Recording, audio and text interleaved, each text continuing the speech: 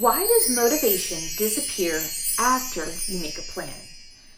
So a friend asked me something recently and it stuck. She said, I made a plan, a real one, clear steps, timeline, everything. So why do I suddenly not want to do it anymore? And I was like, oh, because that moment, that's not random. That's something researchers have been studying for years. And it explains a lot why people start strong and then quietly stop. Before the plan, everything feels exciting, creative, full of possibilities. And the part is so fun. I love that part. That's where direction comes from. So let me say this clearly. Dreaming is not the problem. Dreaming is the beginning.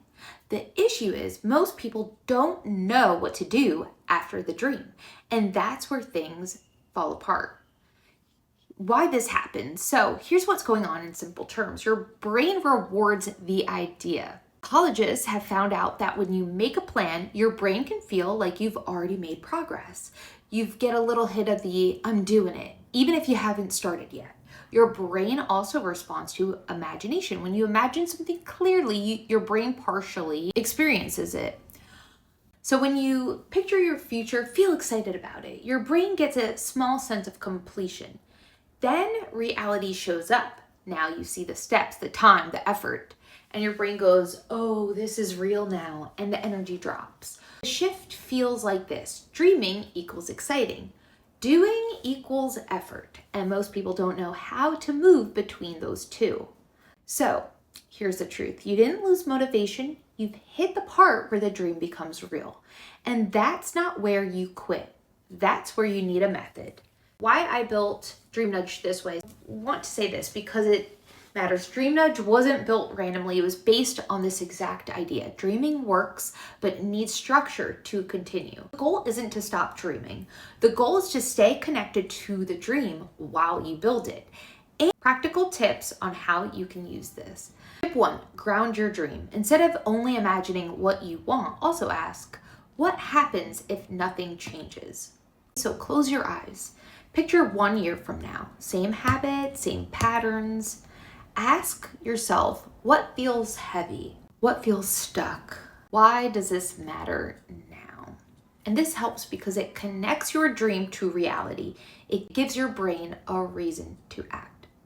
Tip 2, stay in contact, not perfection. Most people think, I need to finish this, but a better question is, how do I stay connected to this? This might look like opening a file. Writing one sentence, very tiny steps. Progress isn't big bursts, it's returning.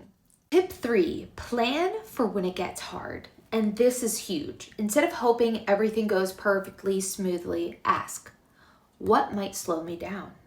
What usually makes me stop? What will I do when that happens? Now, when resistance shows up, you're not thrown off. You expected it.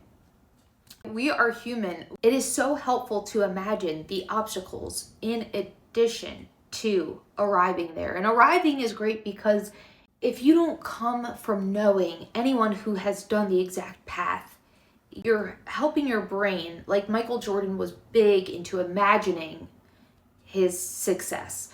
And it reminds you that it's possible and to stop playing small. So anyway, so for dreaming and strategically dreaming, it helps not only to dream about something and living in it, but also to dream about the obstacles. Think about what obstacle and kind of problem solve in that right there. And that's why in imagination meditation, I do have that exercise that imagine if nothing else changes, because that right there always reminds me of what I need to drop or evolve or update, change to become the person that I'd like to be. For example, that helped me end my TMZ. It's so embarrassing. I had a TMZ addiction. I'm ethically against making up stories about people. I'm all for letting people live their life in private. I have no idea why it was a weird habit of when I zoned out. What am I doing? I end up on TMZ. So anyway, I was doing that meditation and the imagination meditation in the DreamNudge book. And I was like, oh, if in a year, I realized, I saw what in my mind, if I keep doing that in a year, that's an hour gone. It's an hour I could have spent, a day I could have spent reading. And then you realize, ooh, wow, letting that habit go and being more mindful and present and not having shame about it, of course, but you really see the reality of any bad habits that you might be helpful to drop. Tip 4, use daydreaming as a tool. So I love daydreaming, but here's the shift. Don't only imagine the end result. Also imagine you sitting down, you starting. You're doing it imperfectly, you're doing it nervous. You're doing it, okay? You're doing one foot in front of the other. So now your brain is familiar with the dream and the process. Tip 5, expect the drop. This is an important one. So your motivation will drop again. That's not failure. That's the pattern. And your job is to come back to it anyway. Come back even when you don't feel like it. And of course, with listening to your body, that's very important as well.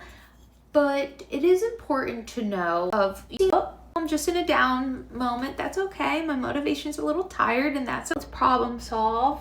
Let's return to it a little bit. So now let's make this real. Pick one thing right now. Make it smaller than you want and choose when you'll return. Expect resistance and come back anyway. That's it. So, for example, tomorrow, I'm going to pick tomorrow write for 40 minutes. I know there's going to be resistance. I know there is. And because my brain jumps to everything I feel I need to do, but now I know. So I'm going to make it smaller. Instead of 40 minutes, I'm going to writing for 40 minutes is such a vague goal. I need to find, what topic am I writing on? So I'm going to find one thing. I'm going to find one topic that I'm going to free write on. That's it. And now I have more guidance, and now it's more doable instead of vague. So pick one thing and just make it smaller and expect resistance and come back anyway. So if you take anything from this, take this. Dreaming is not the problem. Dreaming is the beginning. The real skill is staying connected to what you dreamed about long enough to build it. And that's something that you can practice starting today. So if you want more structure around that, that's exactly why I built DreamNudge. But either way, start small, stay connected, and I'll see you next week.